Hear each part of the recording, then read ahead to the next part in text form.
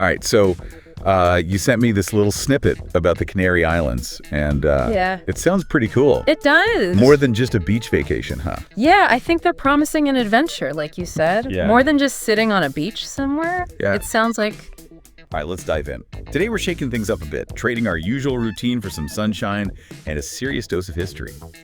We're off to Candelaria, a charming coastal town in Tenerife in the Canary Islands. Ah, Tenerife. And let me tell you, it's not just about beaches and cocktails. Though I wouldn't say no to either. We've got a whole stack of sources here. Travel guides, historical accounts, even some first-hand experiences. And they all paint Candelaria as this incredible place where faith, history, and culture all kind of intertwine. It's fascinating, really. Oh, this is right up my alley. We're talking an iconic basilica, a legendary Black Madonna, ancient kings, and even a cave that was the island's first Christian temple. Sign me up. Where do we even begin with all this? Well, you got to start with the heart of Candelaria, right? And that's the Basilica de Nuestra Señora de la Candelaria. This isn't just some local church. It's the Marian shrine in all the Canary Islands, a major pilgrimage destination. I mean, we're talking over 2.5 million visitors every year. Whoa, hold on. 2.5 million. That's more than some entire countries. I'm already picturing this grand basilica in my head. Yeah. Is the architecture itself significant? And absolutely. It's this amazing blend of Gothic elements and modern influences. Imagine soaring arches next to these clean, contemporary lines. It's like the building itself is a timeline of the Canary Islands' architectural history. Pretty cool, huh? Okay, I'm getting chills. And then there's the Fiesta de la Virgin de Candelaria every August 15th.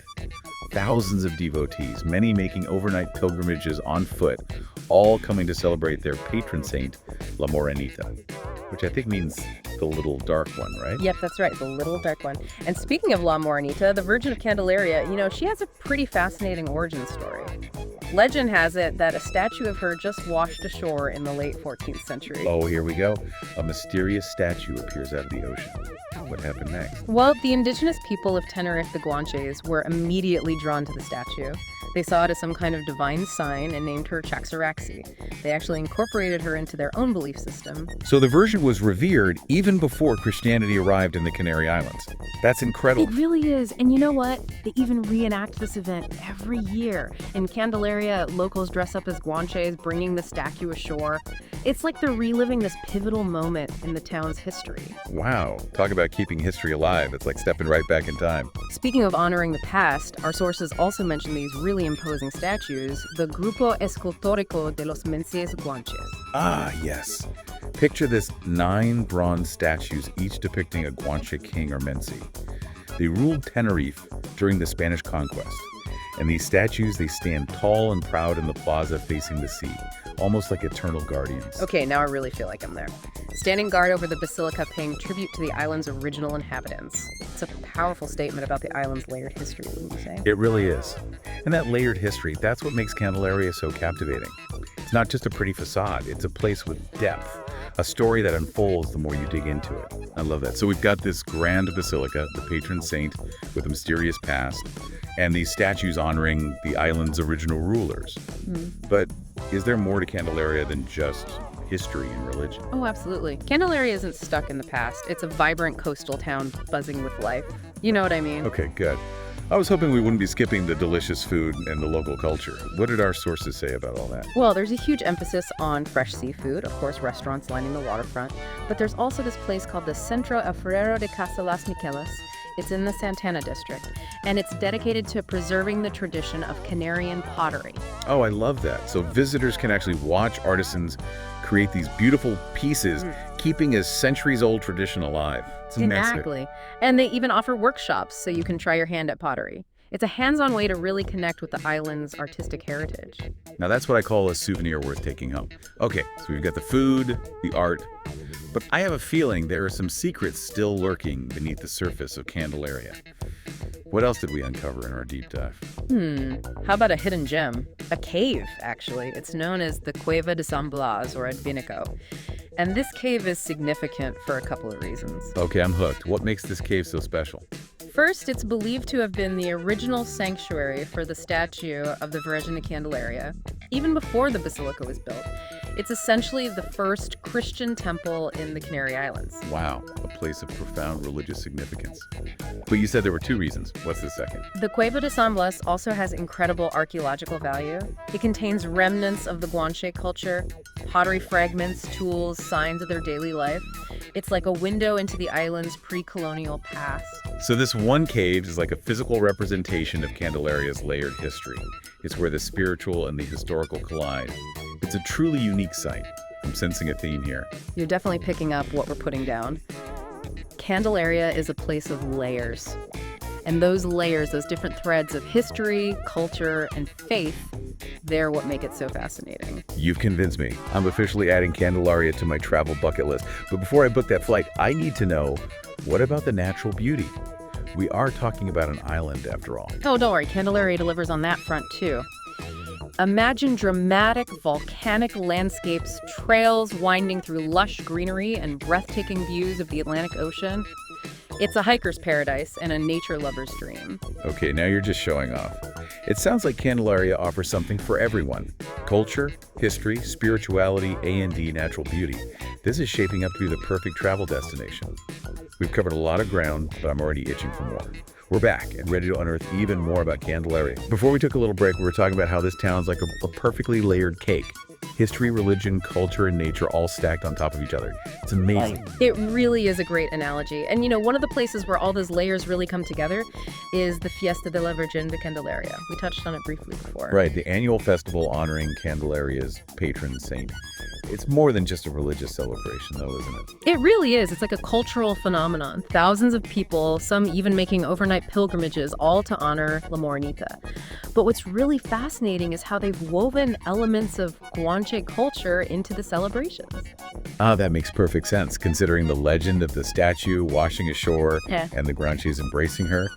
So it's not just a Catholic festival, then. It's this blend of beliefs and traditions. Exactly. And it makes you think, what does that say about the Canary Islands as a whole? Here you have this festival honoring a Catholic figure, but with these clear influences from the original inhabitants. It's pretty remarkable. It really is. It's like Candelaria, and maybe even the entire Canary Islands, is a living testament to the merging of cultures. A place where all these different traditions and beliefs have blended over centuries. I couldn't have said it better myself. The Canary Islands have this really unique and complex history. You have the indigenous Guanche people, then the arrival of the Spanish conquistadors and all the cultural exchange and clashes that came with it. It's all there.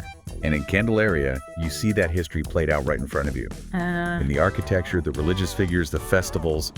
It's a reminder that history is rarely black and white. It's often a tapestry of different cultures and influences. And that tapestry, that's what makes Candelaria so captivating. It's a reminder that even a small coastal town can have such a rich and multi-layered story to tell. You just have to look for it. As we keep peeling back these layers of Candelaria, I keep coming back to that hidden cave, the Cueva de San Blas. It's almost like a physical representation of what we're talking about, wouldn't you say? I see exactly what you mean. You have the cave's connection to the Virgin de Candelaria, making it this sacred site for Catholics.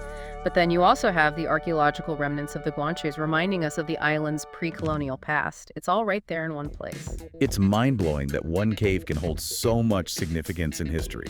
It's incredible. It really is, and that's what makes exploring a new place so exciting. You never know what hidden gems you might uncover or what stories are waiting to be told. Speaking of exploring, I'm ready to hit those hiking trails and experience those breathtaking views you were describing. Right. Candelaria really does offer the best of both worlds. You can wander through the towns, soaking up the history and culture, and then escape into nature and enjoy these stunning volcanic landscapes and ocean views. It's the best of both worlds. Okay, this deep dive has officially convinced me Candelaria needs to be on everyone's travel bucket list. It's the perfect blend of history, culture, and natural beauty. I can't wait to go. I couldn't agree more. It's a place that will leave you feeling inspired, enriched, and maybe even a little bit changed. Well said. We've uncovered so much about Candelaria, but we're not done yet. After a quick break, we'll wrap up our deep dive and leave you with some final thoughts to ponder. Stay with us. Welcome back to the deep dive. I don't know about you, but I'm about ready to trade in my comfy chair for a plane ticket to Tenerife. Candelaria sounds absolutely magical. It really does, doesn't it? And we've only just scratched the surface. We've talked about the Basilica, those imposing Guanche kings, even that hidden cave. It's like a time capsule of the island's history. But Candelaria has so much more to offer. Exactly. We touched on the food and the pottery. But what about those volcanic landscapes and ocean views you mentioned? Paint me a picture. What would a day exploring the natural beauty of Candelaria look like? All right, so picture this. You wake up, the sun's streaming through your window, you can smell the salt water in the air, you grab a quick breakfast, some fresh fruit, maybe some local pastries, and then you head out to hit the trails. Okay, I'm already there. What's next? Well, you could hike through the Parque Rural de Anaga, Wow. with its lush forests and those dramatic cliffs plunging right into the ocean. Stop. I'm booking my flight right now.